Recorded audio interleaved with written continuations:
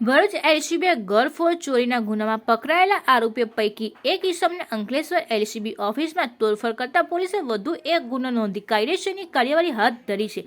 Ankleshwar GIDC police મથકના Shri bungalows બંધ મકાનમાંથી ₹90,000ના ઘરેણા થયેલ ચોરીના મામલામાં ભરકોદરા ગામના અયોધ્યાપુરમ સોસાયટીમાં રહેતા જસમિંદરસિંહ સોનુસિંહ અને જયપાલસિંહ સડવાયેલા છે. તેમજ સીસીટીવી ફૂટેજમાં જોવા મળતા ઈસમો પણ તેમની જોડે મળતા વળતા હોવાથી બાતમીના આધારે ભરૂચ એલસીબી બંને ઈસમોને પ્રાથમિક અટક કરી હતી અને અંકલેશ્વરની એલસીબી ઓફિસ ખાતે લાવી હતી, જ્યાં પૂછપરછ કરતા જયપાલસિંહ અચાનક ઉશ્કેરાઈ જતા તેના ભાઈને ગુનો કબૂલાત કરવાની ના પાડી ઓફિસમાં લગાવેલા કાચમાં મુક્કા મારી પોતાને ઈજાઓ પહોંચાડી હતી અને પોલીસ કર્મચારીઓ ધક્કો મારી કામગીરી અડચણ ઊભી કરતા તેને વિરુદ્ધ અંકલેશ્વર બી ડિવિઝન પોલીસ મથકે ફરિયાદ નોંધાઈ હતી. અત્રે ઉલ્લેખનીય છે કે પોલીસની આખરી પૂછપરછમાં બંને શ્રી બંગલોસમાં થયેલી ચોરીની પણ કબૂલાત કરી હતી. પોલીસે તેમની પાસેથી ચોરીમાં ઉપયોગમાં લેવાયેલા બાઇક પણ રિકવર કરી હતી.